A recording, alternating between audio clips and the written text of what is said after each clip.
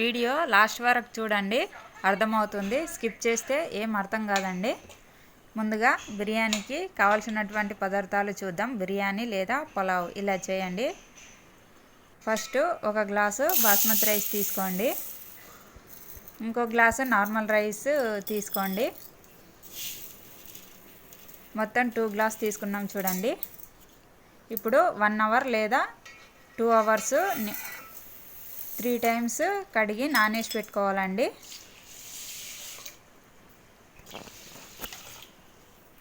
3 times క్లీన్గా కడిగి ఇలా 2 అవర్స్ నానితే ఇంకా బాగా పొడి పొడిగా ఉంటుందండి. చూడండి, ఇలా నానబెట్టుకున్నాం కదా. ఇప్పుడు 2 అవర్స్ దాకా 2 అవర్స్ అయింది కదా. ఇప్పుడు ఒక గిన్నె పెట్టుకొని అందులో ఆ స్పూన్తో ఒక స్పూన్ వేసాను చూడండి ఆయిల్. జీలకర్ర వేసుకోవాలి 1 స్పూను. ఇప్పుడు పచ్చిమిర్చి 3 తీసుకొని ఇట్లా మిడిల్లో కట్ చేసి పొడవుగా వేసుకోవాలండి.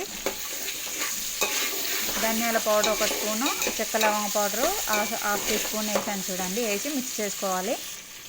ఇప్పుడు అల్లం వెల్లుల్లి పేస్ట్ 1 స్పూన్ వేసుకోవాలి. వేసి మొత్తం మిక్స్ చేయాలండి. అది కొంచెం ఉడికిన తర్వాత పచ్చివాసన పోయేంత వరకు ఉడికించుకోవాలండి. అల్లం వెల్లుల్లి పేస్ట్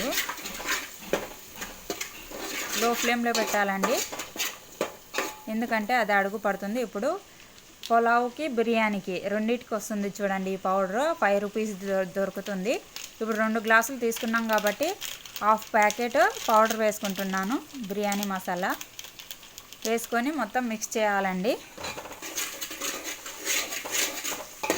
ఇలా మిక్స్ చేసిన తర్వాత ఇప్పుడు ఇంతకుముందు నానబెట్టుకున్నాం కదా 2 అవర్స్ ముందు, ఆ బియ్యాన్ని మొత్తం నీళ్ళు వంపుకొని మొత్తం ఆ వాటర్ మొత్తం వంపుకున్న తర్వాత ఇప్పుడు ఈ బియ్యాన్ని అందులో వేసుకోవాలండి. మొత్తం వేసుకున్న తర్వాత ఒకసారి మిక్స్ చేసుకోవాలండి. మొత్తం మిక్స్ చేసిన తర్వాత చూడండి, ఇలా అవుతుంది. మొత్తం మసాలా ఆ రైస్కి పట్టేటట్టు ఇలా కలుపుకోవాలి. ఇప్పుడు తగినంత సాల్ట్ వేసుకోవాలండి. చూసి వేసుకోవాలండి. కావాలంటే వాటర్ వేసుకున్న తర్వాత చెక్ చేసుకొని అప్పుడు వేసుకోవచ్చు. 3 స్పూన్ వేసాను చూడండి. ఇప్పుడు వేసి ఇలా మిక్స్ చేసుకొని బాస్మతి రైస్కి ఉడకబెట్టుకుంటే 1 గ్లాస్కి 1.5 గ్లాస్ వేసుకుంటే సరిపోతుందండి.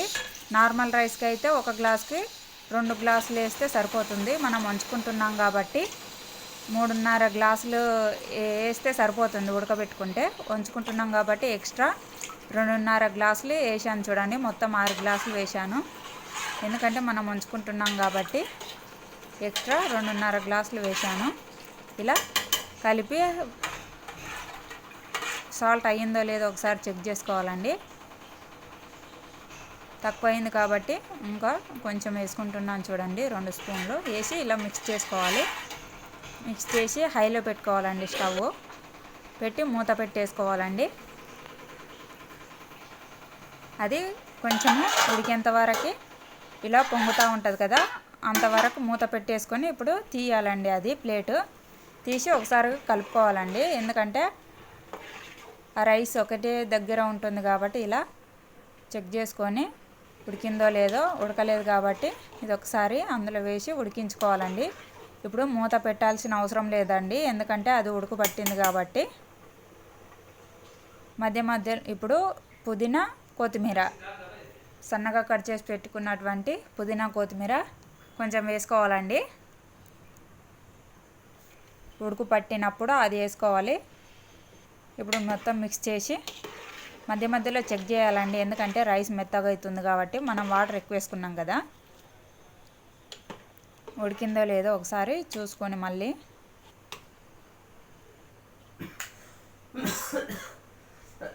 ఇంకొంచెం ఉడకాలండి.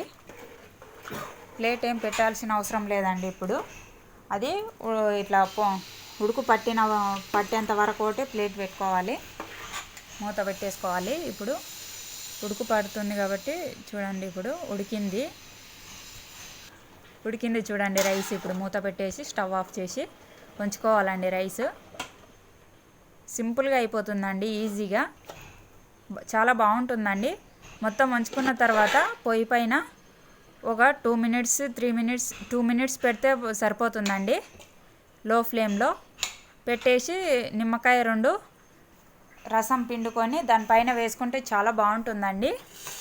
ఎందుకంటే ఇది రైస్ అందులోనే ఉంటే మెత్తగా అవుతుందని ఇంకో వేరే దాంట్లో వేసుకుంటున్నానండి. ఇది చికెన్ బిర్యానీకి ప్రిపేర్ చేశానండి. నార్మల్గా చికెన్లోకి మటన్లోకి తినొచ్చండి, చాలా బాగుంటుంది. అప్పుడు నిమ్మకాయ రసాన్ని దీనిపైన పిండుకుంటే సరిపోతుంది. థ్యాంక్స్ అండి. వీడియో లాస్ట్ వరకు చూసినందుకు థ్యాంక్స్ అండి.